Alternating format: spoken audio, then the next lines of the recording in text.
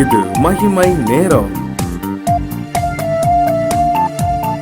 கர்த்தருக்குள் மிகவும் பிரியமான மகிமை டிவி நேயர்களே, மீண்டுமாக இந்த மகிமை நேரம் நிகழ்ச்சியின் வழியாக உங்களை சந்திப்பதில் மிக்க மகிழ்ச்சி அடைகிறேன். கர்த்தர் கொடுத்தான இந்த நல்ல வாய்ப்புக்காக தேவாதி தேவனை நான் ஸ்தோத்திரிக்கிறேன்.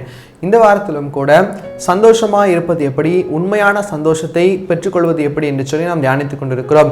கடந்த நாளிலும் கூட சிறையிருப்பிலிருந்து நாம் மாறும்போது கர்த்தர் உண்மையான சந்தோஷத்தை நமக்கு கொடுப்பார் என்று சொல்லி நாம் பார்த்தோம். இன்றைக்கு உண்மையான சந்தோஷத்தை பெற்றுக்கொள்வதற்கான ஒரு வழி, கர்த்தரின் வார்த்தைகள் அது சந்தோஷத்தை நமக்கு கொடுக்கும். கர்த்தரின் வார்த்தைகள் நம்மை மகிழ்ச்சியாக வைக்கும் என்று சொல்லி நாம் தியானிக்க இருக்கிறோம்.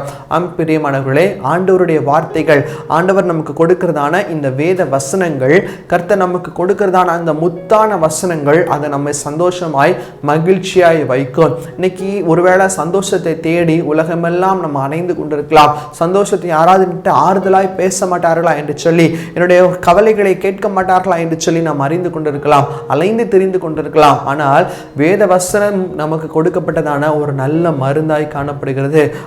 அது மிகவும் சிறந்த ஒரு மருந்து. அப்போ நம்முடைய கவலைகள் எல்லாம் வேத வசனம் எடுத்து போட்டு சந்தோஷத்தினால் மகிழ்ச்சியினால் நம்மை நிரப்புகிறதான ஒரு வசனமாய் காணப்படுகிறது. எரேமியா 15வது அதிகாரம் 16வது வசனத்துல பக்தன் இப்படியாக சொல்லுகிறான், உம்முடைய வார்த்தைகள் கிடைத்தவுடனே அவைகளை நான் உட்கொண்டேன். உம்முடைய வார்த்தைகள் எனக்கு சந்தோஷமும் என் இருதயத்திற்கு மகிழ்ச்சியுமாய் இருந்தது. சேனைகளின் தேவனாகிய கர்த்தாவே, உம்முடைய நாமம் எனக்கு தரிக்கப்பட்டிருக்கிறது என்று சொல்லப்பட்டிருக்கிறது. உம்முடைய வார்த்தைகள் கிடைத்தவுடனே அவைகளை நான் உட்கொண்டேன். அவைகள் எனக்கு சந்தோஷமும் என் இருதயத்திற்கு மகிழ்ச்சியுமாய் இருந்தது. இன்னைக்கு நமக்கு வார்த்தைகள் அநேகமாய் கிடைக்கப்படுகிறது. கர்த்தருடைய வார்த்தை நமக்கு கரங்களிலே கொடுக்கப்பட்டிருக்கிறது. எல்லார் கையிலும் இந்த வேதாகமம் இருக்கும், எல்லார் கரங்களிலேயும் இருக்கிறது. இன்னைக்கு யூடியூப் மூலமாக, டிவி சேனல்கள் மூலமாக நம்முடைய வீடுகளுக்கு வேண்டுமானாலும் ஆண்டவருடைய வார்த்தை கிடைக்கிறதான ஒரு தருணம் நமக்கு காணப்படுகிறது. ஆனால் அந்த வார்த்தையை நாம் என்ன செய்கிறோம்? நாம் அதை உட்கொள்கிறோமா? ஒரு வசனம் எப்படி சொல்கிறது? கர்த்தர் நல்லவர் என்பதை ருசித்து பாருங்கள். அதை நம்ம எடுத்து சாப்பிட்டால் மாத்திரம்தான் அதனுடைய உண்மையான சுவையை, அதனுடைய நன்மைகளை, அதில் இருக்கிறதான சத்துக்களை நாம் புரிந்து கொள்ள முடியும். ஆனால் வெறுமனே அதை நாம் பார்த்து கொண்டிருப்போமானால், அது செய்முறையை நாம் தியானித்துக் கொண்டிருப்போமானால் நமக்கு எந்த பிரயோஜனமும் இருக்காது. இன்னைக்கு நிறைய பேருடைய வாழ்க்கையில சந்தோஷம் சற்று விலகி இருக்கிறது என்றால் என்ன காரணம்? ஆண்டவருடைய வார்த்தை இருக்கிறது, ஆனால் அந்த வார்த்தையை அவர்கள் பிரயோஜனப்படுத்தவில்லை, அந்த வார்த்தையை அவர்கள் உட்கொள்ளவில்லை என்று சொன்னால் அவர்கள் அதை உள்வாங்கி அதன்படி செயல்படுவதுதான் வார்த்தையை உட்கொள்வது. ஒரு நாள் வரும், அந்த நாட்கள்ல இந்த வேத வார்த்தைகள் கேட்க முடியாத ஒரு காலம் வரும். இப்போது நாம் வெளியரங்கமாய் பார்க்கிறோம், இப்போது நம்முடைய காதுகளெல்லாம் நாம் கேட்கிறோம், வசனங்களை பைபிளை நம்ம கையில வச்சு வாசிக்கிறோம். ஆனா ஒரு காலம் வருமா, அந்த காலத்துல பைபிளை நம்மால் பார்க்க முடியாது, நம்மால் கேட்க முடியாது. அப்போ பைபிள் எங்க இருக்கணும்? நம்முடைய இருதயத்துல இருக்கணும். அப்போ வார்த்தை எங்க இருக்கணும்? நம்முடைய இருதயத்துல இருக்கணும். நம்முடைய அந்த கொடிய காலம் வரும்போது நாம் சந்தோஷமா இருக்க வேண்டும் என்று சொன்னால் அந்த நம்முடைய வேதாகமம் நம்முடைய இருதயத்தில் பொறிந்து வைக்கப்பட்டிருக்க வேண்டும். ஆண்டவருடைய வார்த்தைகள் நம்முடைய இருதயத்தில் இருக்க வேண்டும். எங்க வார்த்தை கிடைக்கும் சொல்லி எல்லாரும் அலைவாங்களா? அப்போ நம்முடைய இருதயம் வார்த்தையினால் நிறைந்திருக்குமானால் நம்முடைய வீடு, நாம் வாசம் பண்ணுகிற இடம் அந்த சமயத்தில் சந்தோஷமா இருக்கும்.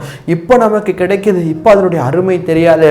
எப்போ ஒரு பொருள் இல்லையோ அப்போதான் அந்த பொருளுடைய அருமை ரொம்ப நமக்கு தெரியும். இன்னைக்கு நம்ம எப்படி இருக்கிறோம் யோசித்து பார்ப்போம். பிரியமானவர்களே, எசேக்கியேல் 3வது அதிகாரம் 3வது வசனம் சொல்கிறது, மனுபுத்திரனே, நான் கொடுக்கிற இந்த சுருளை நீ உன் வயிற்றிலே உட்கொண்டு அதனாலே உன் குடல்களை நிரப்புவாயாக.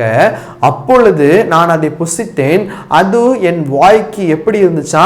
தேனை போல் தித்திப்பா இருந்ததா? இன்னைக்கு நம்ம சாப்பிடுகிற ஆகாரம் நமக்கு சுவையா இருக்கணும் என்று சொல்லி நாம் விரும்புகிறோம். ஆனால் அதிலும் மதுரமாய், தேனிலும் மதுரமான ஒரு வேத வசனத்தை, வேத வார்த்தையை கர்த்தர் நமக்கு கொடுத்திருக்கிறார்.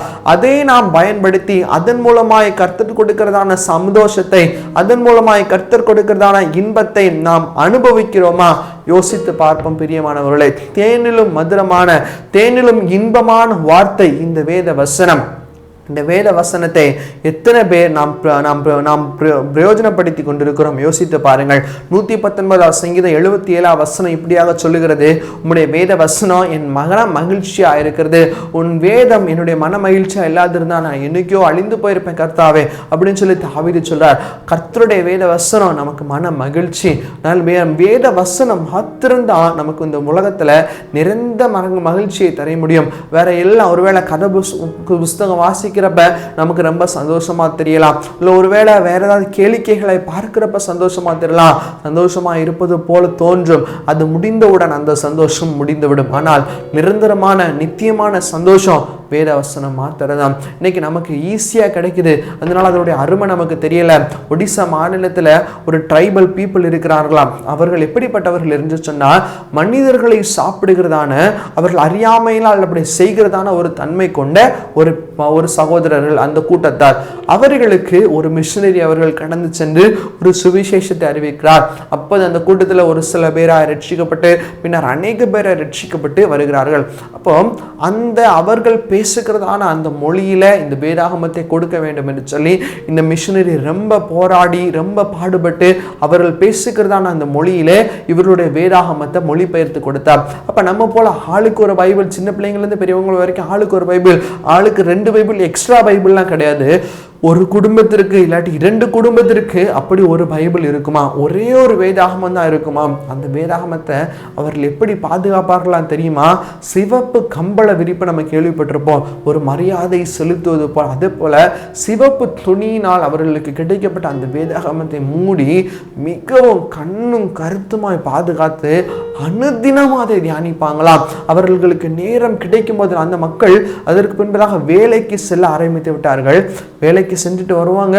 சாயங்காலத்துல இருந்து இரவு 8 மணி 10 மணி வரைக்கும் ஆண்டவருடைய சமூகத்தில இருந்து செலவிட்டு ஜெபிப்பதில் வேதம் வாசிப்பதில் அவர்கள் தரித்து பாரலாம். இதைதான் கர்த்தர் எதிர்பார்க்கிறார். அப்போ அந்த மக்கள் ஒருவேளை காட்டு மிராண்டித்தனமாய் இருந்த மக்களுக்குள்ளாக ஆனந்த சந்தோஷம்னா என்ன என்பதை கர்த்தர் அப்போது உணர செய்தார். இன்னைக்கு நம்முடைய வாழ்க்கையில நாம் எப்படி இருக்கிறோம்? 3 யோவான் புஸ்தகத்துல யோவான் தன்னுடைய நண்பருக்கு, தன்னுடைய வேலைக்காரருக்கு ஒரு காரியத்தை, காயுவுக்கு ஒரு காரியத்தை எழுதுகிறார். நீ என்னுடைய வேதத்தில் நடக்கிறாய் என்று கேள்விப்படுகிற சந்தோஷத்திலும் அதிகமான சந்தோஷம் எனக்கு இல்லை என்று சொல்லப்பட்டிருக்கிறது. ஆண்டவர் இதுதான் எதிர்பார்க்கிறார். தன்னுடைய பிள்ளைகள் வேதத்தில் நடக்கிறார்கள் என்பது கர்த்தருக்கு சந்தோஷம். அதை பார்க்கிற வரைக்கும் அவ்வளவு சந்தோஷம் அப்படின்னா அப்ப அதன்படி நடக்கிறவங்களுக்கு எவ்வளவு சந்தோஷம் யோசிச்சு பாருங்க. இதை பார்க்கிற, இதை கேள்விப்படுகிற யோவானே இவ்வளவு சந்தோஷப்படுகிறார் அப்படின்னா அந்த வழியில நடக்கிற காயும் எவ்வளவு சந்தோஷத்தோடு நடந்திருப்பார். யோசிச்சு பாருங்க பிரியமானவர்களே. இன்னைக்கு நாமும் கூட சந்தோஷத்தை எங்கெல்லாமோ தேடி அலைகிறோம், நம்ம வீட்டில் வச்சிருக்கிறோம், ஆனா அதை நம்ம திறந்து போடுறது இல்லை. என்னைக்கு இந்த பைபிள் மொபைலுக்குள்ள வந்துச்சோம் அன்னைக்கு நம்ம சந்தோஷம் போச்சு.